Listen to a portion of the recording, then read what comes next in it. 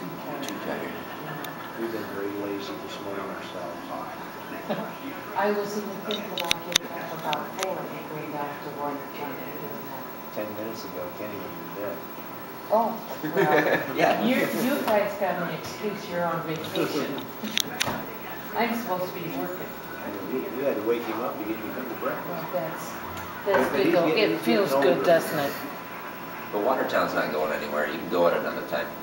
Yeah, and I've got a bunch of people coming in today, so I've got to be here until they get here. Right. And one of those things.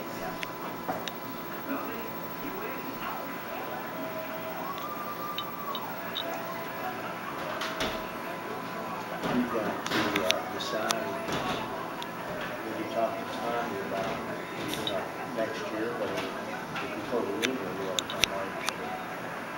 Did we look at the calendar and found out